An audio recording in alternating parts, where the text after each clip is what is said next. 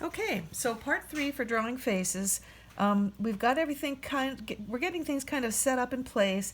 We figured out where the eyes go.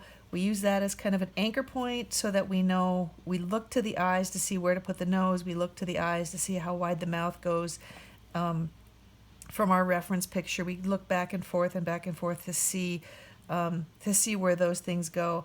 Now, I had started out with this blank, and this I'm just going to leave this unfinished. This isn't going to be a finished picture when we get done, but we're going to continue on with getting kind of the rest of this, the outline of this kind of roughed in, so you can kind of get an idea how to think about the rest once you've finished getting all these parts on the inside.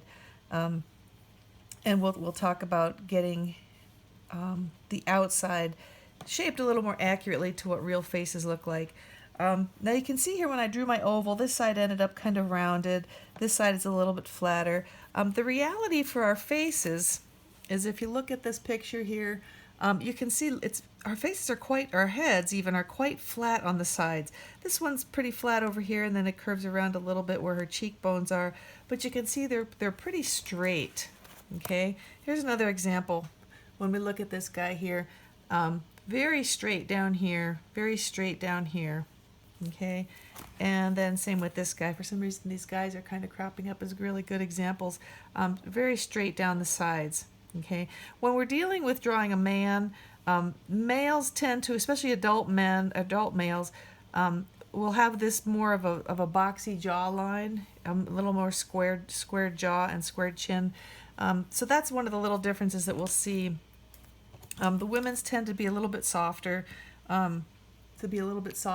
you draw them. And that, of course, you're going to always just want to look back and forth to your reference picture. So we're going to make this a woman. We're going to start in the same way. Everybody, what we do have in common is this is going to be pretty straight and flat. Okay, now that oval blank was never meant to be the permanent part of what the face looked like. It was always meant to be just a place to start and then to make adjustments on it. So if we're going to look at this picture and base the jawline on this picture, we can see that it curves and then is straight and then curves at the chin. So we come down here and we have a jawline and it'll curve and we have a chin. Actually, this chin looks pretty big compared to up here, so I'm going to even make it a little smaller. But yet we do have this jawline that comes around like this and then comes up to the side.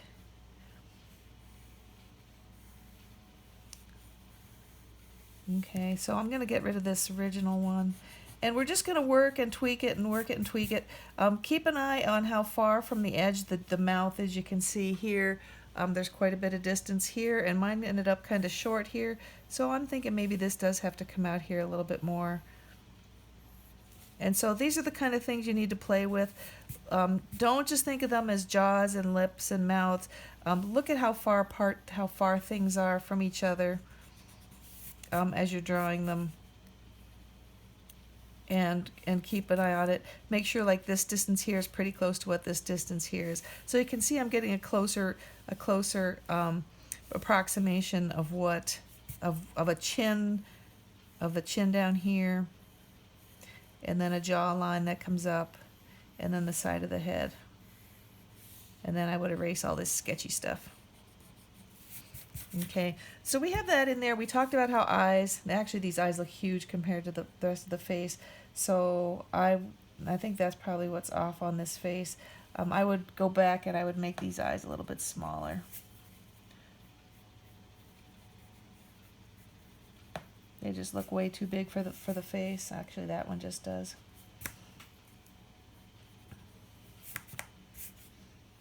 And then we've got the lid line there. Okay, give her some balance, or give this person some balance. Okay, and we talked about how ears are generally even with just a little bit between the eye and the brow, and with the nose. And let's find a picture here.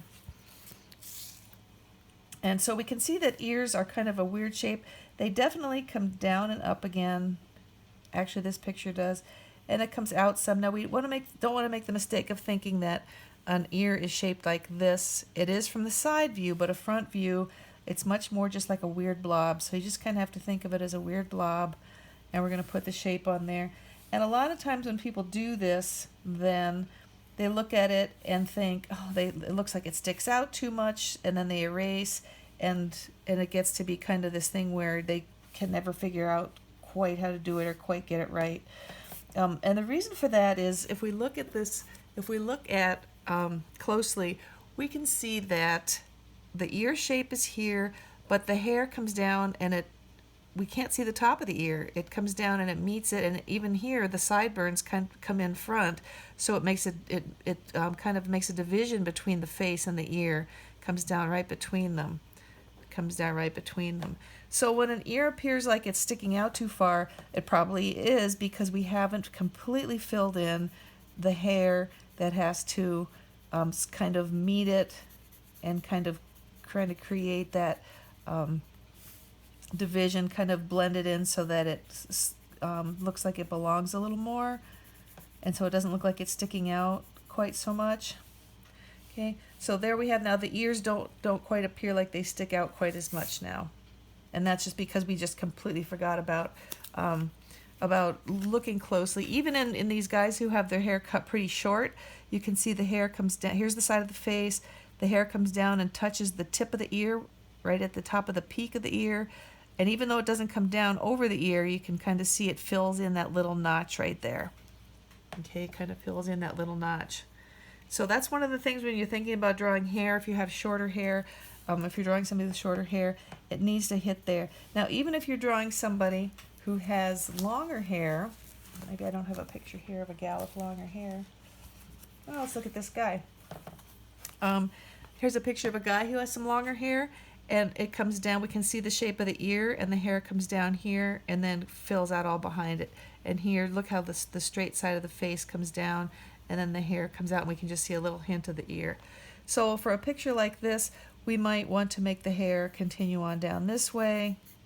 Oh, before I go any further, let's take a look at the necks. We can see clearly on here the jawbone takes the curve, and then the neck comes down.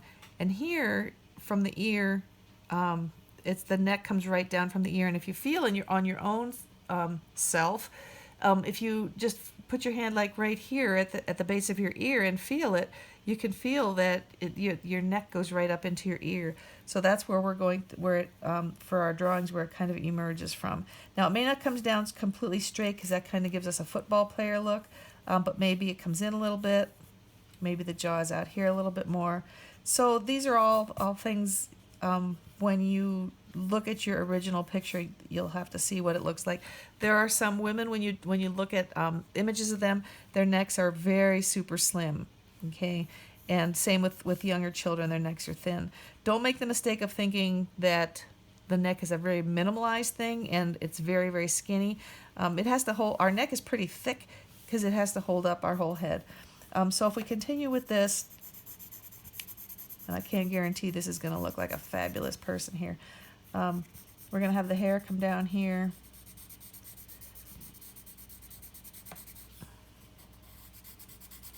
And again, we can imagine that from the ear, the neck comes in under here, and under here. One of the places we really tend to neglect is this corner of the head up here. And I say corner, even though we know our heads don't really have corners. But this shape, if you look at this shape here, you can see in this example, the head comes up straight, straight, straight, and then it takes a little bit of a turn, and then it comes over here, and then it comes down straight again. So up here, it's not very pointy. We want to make sure we keep this nice and a nice big rounded curve at the top. So we want to make sure we have a big rounded curve up here. Okay. All right. So, like I said, with students, I don't really talk about hair very much because everybody's different. You're all drawing from different photographs or from life differently. There's a couple different things to think about with hair. The height of your hairline. So when we look at these two guys, we can see he has a very high hairline. This is like the top of his head right here, and the height of his hair is not very high at all.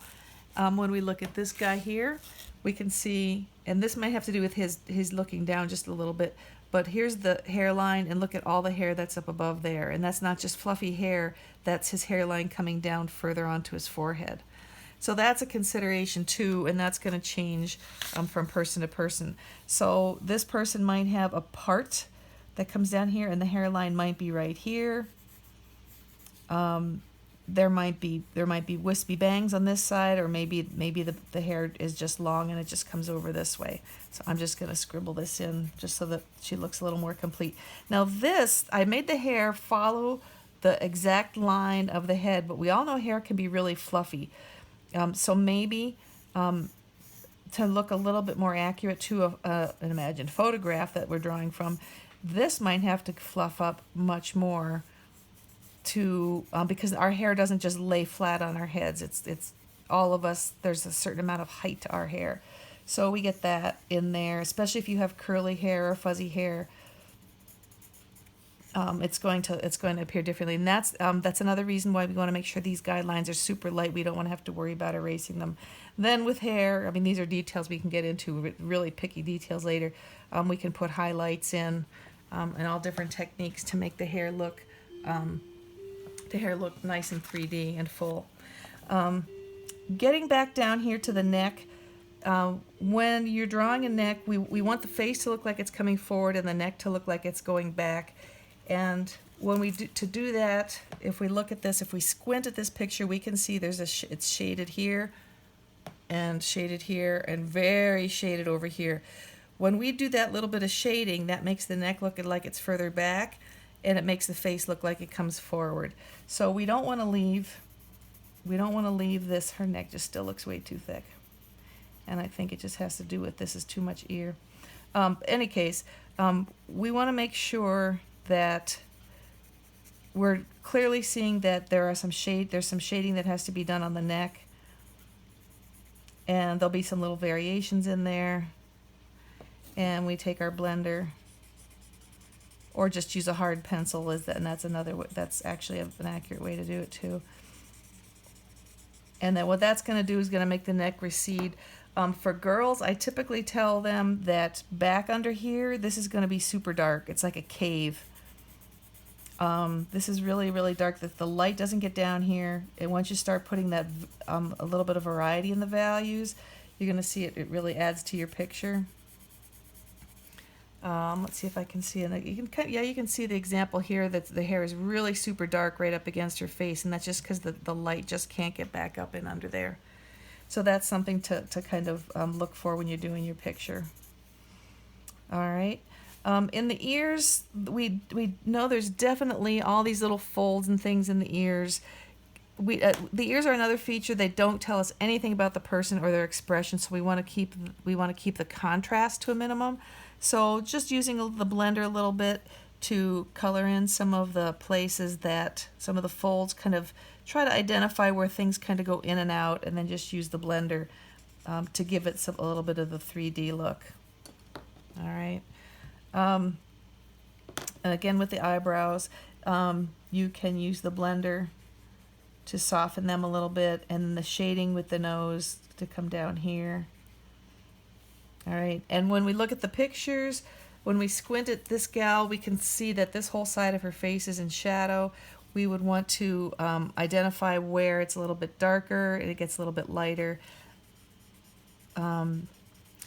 Every one of these areas of the face, we can definitely go into detail a lot more in order to focus on them to get a really good portrait done.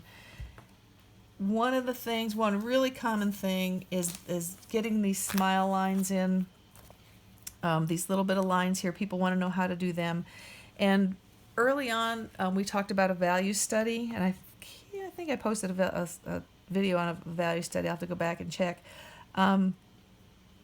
We want to make sure that we look at this little section as a value study. So it's light, then so gradually gets dark, and then light again. So this whole area is like a dark area, but it's kind of very softly gets a little bit darker, and then light again. Okay, so over here, it's medium, and then gets dark, and then gets lighter and lighter and lighter and lighter. These are all very, very gradual changes. One of our instincts is to say, well, there's a crease there, and then we want to draw a crease there. And then once we draw it, we say, oh, that doesn't look right. What is wrong with that? And it's because it's not actually a line. It's more of an expression of light, and then this is going to be too dark, but you'll get the idea. And then gradually light again. So you're looking at it not as representing it by a line, but looking at it as going from light to dark to light to dark. That kind of idea. Okay. So that kind of gives you the idea. There is a darker place in the middle, but it's not a harsh line. And I like to say that, like, if you're writing your name, you're making a line like this. And for the most part of your drawing, you're not going to be making lines quite like that. It'll be a little bit more like this. And that's kind of the kind of line you need to kind of represent with that. Okay. Those are some of the basics, just to get things in place, get the shapes right, thinking about the values, relationships between the upper lip and the lower lip and the opening, thinking about getting this jawline trimmed to a more accurate shape. The head, this curve is not the end all. When we do the blank, the hair might have to be fluffy. You might have to make it fluffy outside of that loop. This is like if your hair was soaking wet, it would be snug right down on your head. But when it's dry, it's going to fluff up again, unless the person is bald, and we do have a couple pictures of that. And then be careful with the ears. We want to make sure we don't use too heavy lines with the ears, because we don't want the attention to go there. We don't want the attention to go to the nose. And we definitely don't want to draw lines to represent things. We're definitely looking at things just in terms of where things look a little bit darker and a little bit lighter. And then just look really closely. Now, something you could do too, if I had been drawing this guy and something didn't look right, because that would really, really look wrong, one thing we can do is turn them both upside down and then check back and forth and back and forth. And flipping them both upside down after you've been looking at them for a long time, it's like a whole new set of eyes. And it'll help you look and say, oh my gosh, that's not in the right place, or that's the wrong shape. It's like having somebody else look at your drawing. It gives you a whole new perspective, and it's a really good way to catch things that might be a little bit off or might be bugging you. Okay, there we go. Good luck, Joey.